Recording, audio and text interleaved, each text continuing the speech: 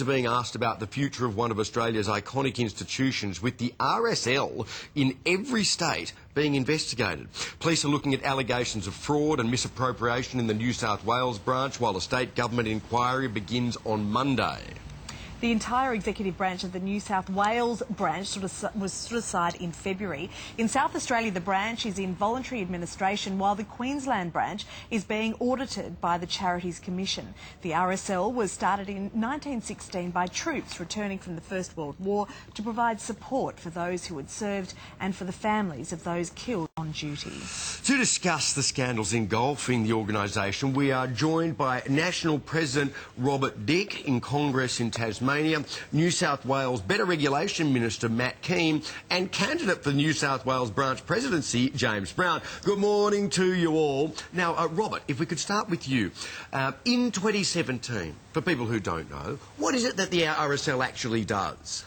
Look, the RSL is still committed to its core objectives, which were established in 1916, and that is to offer support, welfare-wise and advocacy to all serving and ex-serving members of the ADF and their families.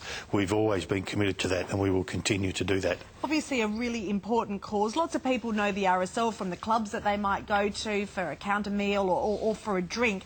The allegations that are levelled against, in particular, members of the New South Wales State Council are very serious. Just how damaging is this by the RSL?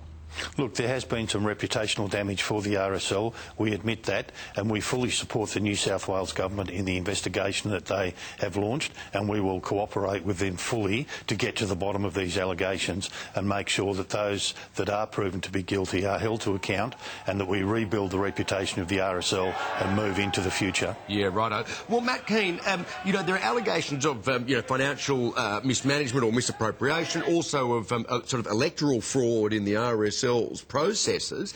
How will the inquiry be getting to the bottom of this? Well, look, I, like the rest of the community, have been appalled by these allegations of fraud, cover-up and the rorting of millions of dollars meant to be going to veterans. So we've appointed one of Australia's leading legal minds, Patricia Bergen, Justice Patricia Bergen, who is getting all the powers not dissimilar to a royal commission. So the power to subpoena... To compel witnesses. Yep. We want to get to the bottom of these allegations so we can restore the community's trust in this much-loved institution. Yeah. All right, James, you're a candidate for the New South Wales branch presidency. How did it all go so wrong?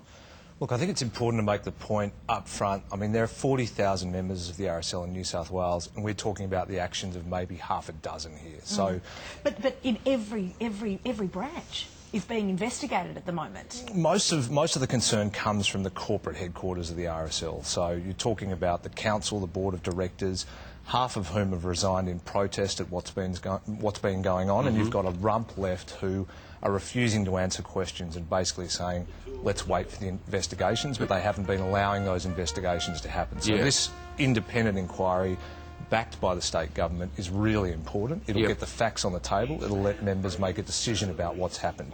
Some of which we already know. We know that the previous president was taking out large sums of cash. We know that rather than reporting that to the authorities, the CEO said, well, a man's got to live. And then the Treasurer basically tapped him on the shoulder and said, time for you to go, I'll take your job. This is these are supposed to be sort of voluntary positions, aren't they? This is not the way a charity should operate. So now, we're starting to fix it. Robert, I mean, of course, it's not just New South Wales. The RSL in South Australia is in voluntary administration after some poor investments. The Queensland branch is accused of financial impropriety, and the Australian Charities and Not-for-Profit Commission is investigating every state branch. It seems that the branches are being run as fiefdoms by old-timers. What is the national RSL doing to keep an eye on this? Look, if I can point out firstly, Andrew, the situation in South Australia is the fact that it's a matter of declining revenue and increased in expenses that they actually have. And, you know, the money they're spending is on welfare of the ADF and ex-ADF members, so that they are meeting their commitments. It's just unfortunate the income has actually declined over that period. As far as Queensland goes, there is absolutely no truth to the rumour that there is financial impropriety actually going on. There are a few allegations raised about out-of-pocket expenses. That has been fully investigated, and it's proven to be that Queensland have some of the most stringent controls of any of the like organisations around Australia when it comes to that.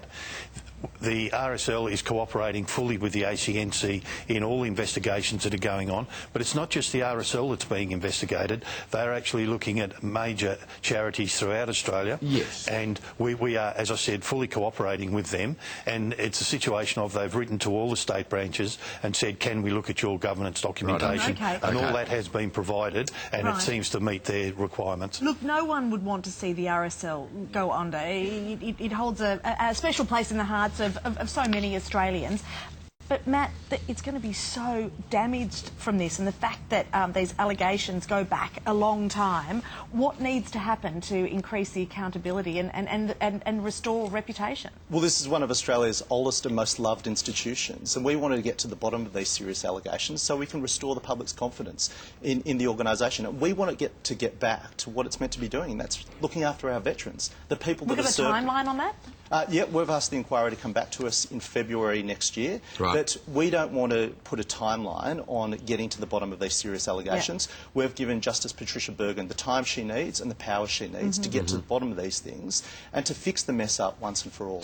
Well, Okay. all right. Thank you, gentlemen, for all of that. And, James, it seems there's going to be a rather messy election sometime soon. Bit AOC in a way. Wish you